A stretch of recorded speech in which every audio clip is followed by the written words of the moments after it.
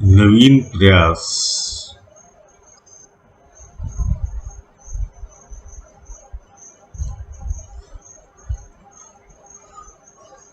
निरपेक्ष प्रयास के YouTube चैनल पर सभी श्रोताओं का, सभी दर्शकों का मैं प्रदीप वाजपेयी स्वागत करता हूं, अभिनंदन करता हूं।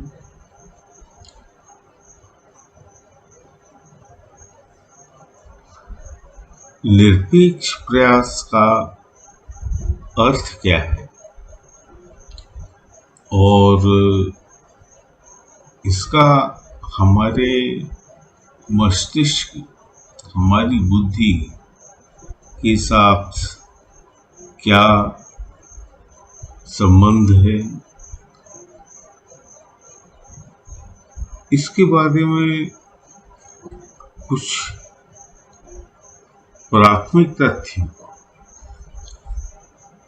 को आपके सामने रखना आवश्यक है कि हम हमेशा एक दिशा में सोचते हैं और हमारा सोचने का, हम अपनी बुद्धि का जो प्रयोग करके इस प्रक्रिया को आगे बढ़ाते हैं, तो उसके पीछे कुछ आवश्यक तत्व छुपे होते हैं। जैसे हमारी बुद्धि का विकास कैसे हुआ, हमारे माता पिता, हमारा समाज में हमारा क्या स्थान था और क्या स्थान है। इसके अलावा भी बहुत सारी चीजें हैं, जिसे हम कह सकते हैं कि जो हमारे जेनेटिक बदलाव हुए, जो चीज हम प्राचीन काल में सोचते थे, क्या उसी के अनुसार आज भी हम वैसे ही सोच रहे हैं। ये कुछ मूलभूत तथ्य हैं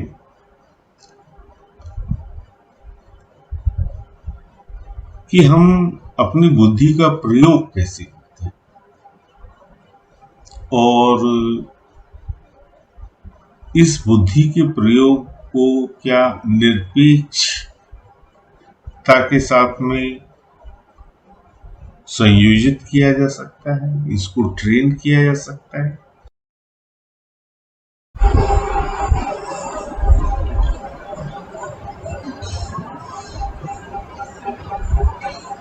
निरपेक्ष प्रयास के इस वीडियो में वर्तमान में न्याय व्यवस्था की कल्पना ही नहीं की जा सकती। जो न्याय की देवी जो तराजू लेके दो पक्षों का व्याख्या कर रही है या उनका बारे में जो एक संदेश दे रही है, आंख पर पट्टी बांध के, कि पक्षपात रहित लॉ ऑफ इक्विटी का पालन किया जाएगा, नेचुरल जस्टिस का पालन किया जाएगा। ये वैधानिक व्यवस्था जो है, ये हर कोर्ट में इस चीज को माना जाता है और संविधान का जब संशोधन होता है तो इन सिद्धांतों को सबसे पहले आगे रखा जाता है। इसके बिना न्याय की हम कल्पना नहीं कर सकते। और संविधान क्योंकि परिवर्तनशील है, समय के साथ साथ इसे बदलना ही पड़ता है, तो संविधान में ऐसे प्रावधानों को क्यों नहीं मान्यता मिलनी चाहिए कि नेचुरल जस्टिस और लॉ ऑफ इक्विटी का पालन किया जाएगा। अब यहाँ पर बात आती है कि फंडामेंटल राइट्स का नेचुरल जस्टिस से कोई संबंध है। फंडामेंटल राइट्स में हमने बहुत सारे, इन्हें बहुत सारे तो नहीं मगर कुछ फंडामेंटल राइट्स हमने जो फ्रेंच रेवोल्यूशन के बाद में जो है ना, जो आदर्श स्थापित किए गए थे, जो मानवीय मूल्य पर आधारित थे, जैसे पीस, हार्मनी, ये जो बातें कही थी, ब्रदरहुड की जो बातें कही गई थी, उनका समावेश हमने अपने प्रजातंत्र में कर लिया। और प्रजातंत्र के साथ साथ हमने अपनी आप को एक घोषणा करी कि we the people of India, हम अपने आप को एक संविधान के अंतर्गत रेगुलेट और आगे की आदर्शों का,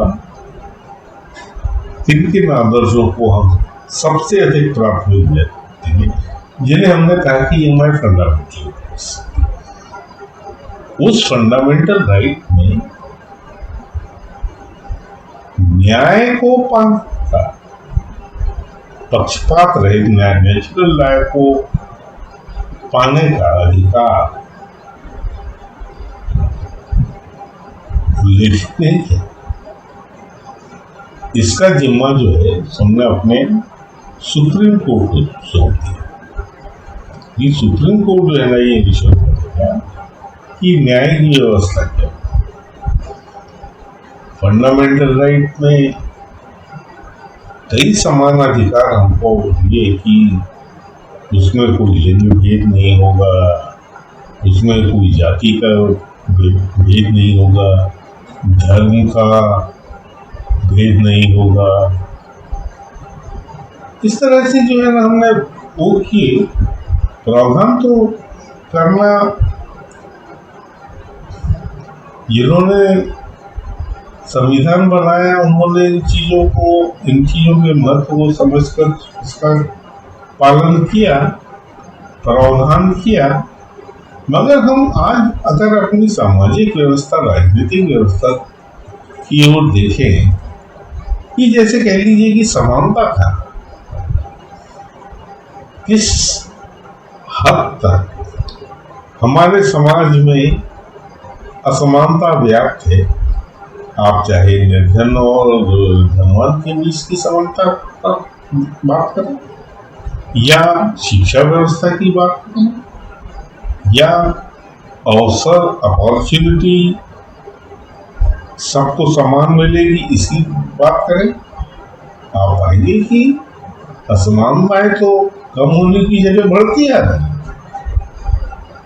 तो संविधान का इस दिशा में आगे बढ़ना या इसके बारे में जो भी प्रावधान किए गए, जो भी उसकी व्याख्या सुप्रीम कोर्ट करता है, क्या सुप्रीम कोर्ट ने कभी इस चीज की व्याख्या करी कि गरीबी का स्तर क्या होना चाहिए?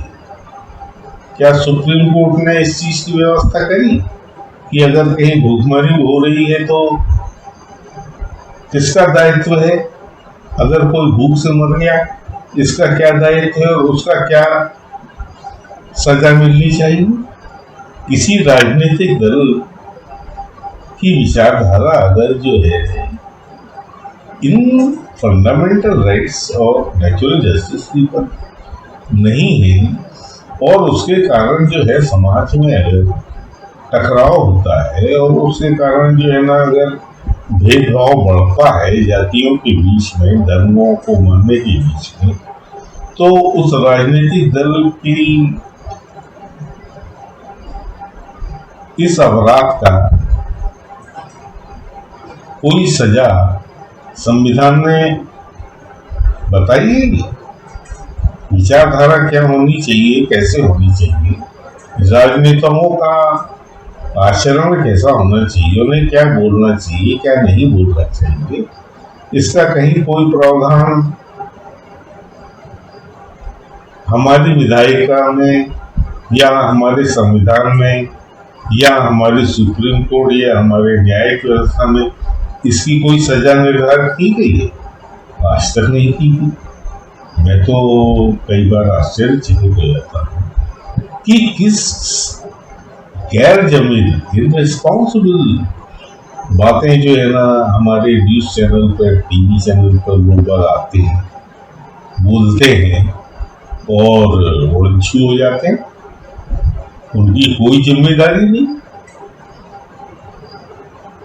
ये बड़ी बहुत अधिक पीड़ा देने वाली बात है कि हम इन बातों के महत्व को समझकर संसद में या कहीं और किसी भी प्लेटफॉर्म पर हम इसके बारे में विचार विमर्श भी नहीं कर रहे। हम बस राजनीति पॉलिटिक्स जो है ना हम इसी की बात करते हैं, मगर जिम्मेदारी की, रिस्पॉन्सिबिलिटी की, और अगर आप जिम्मेदार नहीं हैं तो इसके जो कॉन्सिक्वेंसेस, इसके जो परिणाम जो है ना हमारे समाज को मिल रहे हैं, हमारे जो नागरिक जो है इसकी पीड़ा भोगत रहे हैं, उसका जिम्मेदार कौन? उसकी जिम्मेदारी कौन निर्धारित करेगा? उस अपराध की व्याख्या कौन करेगा? उसके कारण जो है ना समाज में मानवीय मूल्यों का उल्लंघन हो रहा है, इसकी व्याख्या कौन करेगा? ये कॉन्स्टिट्यूशन में कहीं हमने इन बातों का कोई प्रावधान ही नहीं किया। जब वहां प्रावधान नहीं है पर हमारे कॉन्स्टिट्यूशन में, तो सुप्रीम कोर्ट क्या कर लेगा, लोअर कोर्ट क्या कर लेंगे, कोई दूसरा एग्जीक्यूटिव क्या कर लेगा? हमारी संसद में जिस तरह के आजकल विवाद होते हैं, जिस तरह के विरोधी दल एक दूसरे के ऊपर कागज उछालते हैं, स्पीकर की मान्यता अधिकार को मान्य ही नहीं करते, अपमान करते हैं स्पीकर का, उस व्यवस्था का वो क्या कोई कॉन्स्टिट्यूशन में इसकी अपराध की जो है ना बात करी गई है? आजकल तो टीवी पे सामने साफ साफ दिखाई पड़ता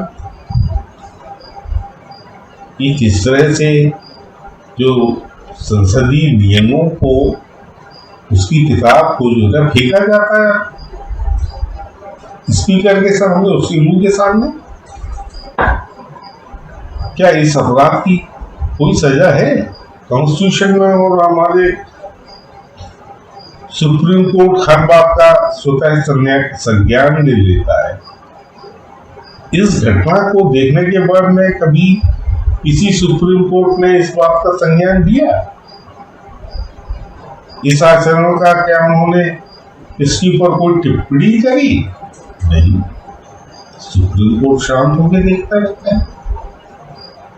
जब शाहीन बाग हो रहा था और जब किसानों का आंदोलन हो रहा था, जब हमारी सरकार जो है ना बार बार कह रही थी कि ये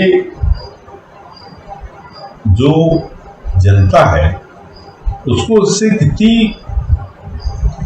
असुविधा हो रही है, आप हमारी इकोनॉमी का मार्ग को बाधित कर रहे हैं, आप जो है नेगोशिएशन की टेबल पे नहीं आ रहे और एक तरह से जो है ना आप अराजकता को जो है ना फैला रहे हैं। सुप्रीम कोर्ट का निर्णय आज तक नहीं आया, उसकी सजा निर्धारित करने की तो बात कर दी। वहां पे जो है एक पक्ष जो है सुप्रीम कोर्ट में जाके अपनी बात नहीं कर रहा, अपना पक्ष नहीं कर रहा, मगर कोई प्रावधान नहीं है कि उन्हें बाध्य किया जा सके कि आप सुप्रीम कोर्ट की बात को लेके जाइए। सुप्रीम कोर्ट उन्होंने उसका स्वतः संज्ञान नहीं लिया, उन्हें बाध्य करके उनको सजा देने का, उन्हें दंड देने का कोई कार्य नहीं। इसी तरह से जो है ना अनेक घटनाएं जो हैं हमारे समाज में, हमारे राजनीतिक जीवन में, आर्थिक जीवन में घटित हो रही हैं, जो असमानता को फैला रही हैं, जो दुराचार को फैला रही हैं, जो हमारे समान अधिकार को, जो हमको सबसे अधिक प्रिय है कि हमें जीने का अधिकार, सबसे अधिक अगर कोई मूल्यवान चीज होती है कि मुझे जिंदा रहने का अधिकार है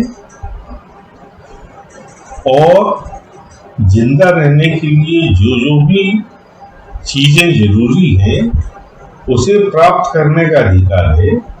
ये अधिकार जो है ना हमारा कॉन्स्टिट्यूशन सुनिश्चित नहीं।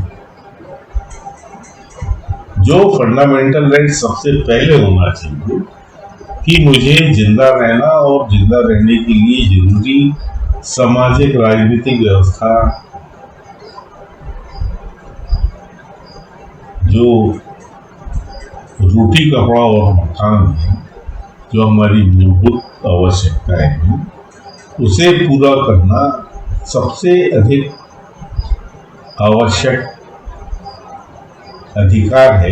ये अधिकार जो है ना फंडामेंटल राइट नहीं है। इसकी कोई प्रावधान जो है ना हमारे फंडामेंटल राइट्स में नहीं है।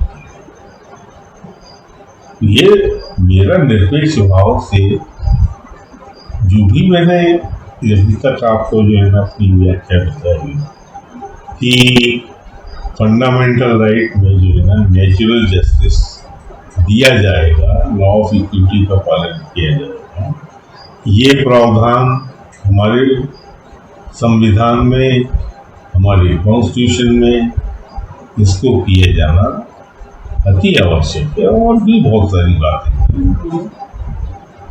मेरा उन सब विषयों पर विशेष ज्ञान नहीं है। मैं कोई विधि का ना तो विद्यार्थी हूँ और ना ही मैं कोई कानून जानने की, मेरे पास कोई अलग की डिग्री नहीं है। मैंने आपको अपने परिचय बता दिया है कि मैं क्या हूँ क्या नहीं हूँ। मगर हाँ, अगर हम निरपेक्ष दृष्टिकोण को समाज के सामने नहीं रखेंगे, समाज का एक वर्ग अगर इसको आकर्षित नहीं होगा और एक सामुदायिक चेतना का अगर विकास नहीं होगा, तो हमारे आगे आने वाली पीढ़ियां भी जो यानी जिस त्रासदी, जिस ट्रेजेडी के शिकार आज हम वैसे और भी होते रहेंगे। ये कोई शुभ संकेत नहीं है। इससे देश और समाज एक टकराव की स्थिति से उभर नहीं सकता। तो इन सभी बातों का आपके सामने आज की व्याख्या करने का उद्देश्य यही था कि परिवर्तन ये एक फंडामेंटल चीज है और समय के साथ साथ हर चीज का, जैसे हम समझते हैं कि इससे एक न्यायपूर्ण व्यवस्था का निर्माण नहीं हो रहा है, उसके लिए अपने आप को और दूसरों को उस परिवर्तनशीलता को सामने रखकर हमें नए मापदंड स्थापित करने पड़ेंगे, चाहे भले वो फंडामेंटल राइट्स का कॉन्स्टिट्यूशन कोई, हम ये नहीं कह सकते कि ये अटल सत्य है। हमें अपने आप को एनालिसिस करने के लिए, हमें अपने आप को नई व्यवस्था को क्या होनी चाहिए, कैसे होनी चाहिए, इसकी कल्पना करना पड़ेगा। इसकी भूमिका क्या क्या होगी, किसकी क्या क्या भूमिका होगी, इसके एक बार फिर से हमको पूरा रिव्यू करना पड़ेगा। इस चर्चा को निरपेक्ष भाव से आगे बढ़ाना हम सभी नागरिक, जागरूक नागरिकों का प्रथम कर्तव्य है। इसी के साथ साथ मैं इस आज के व्याख्यान की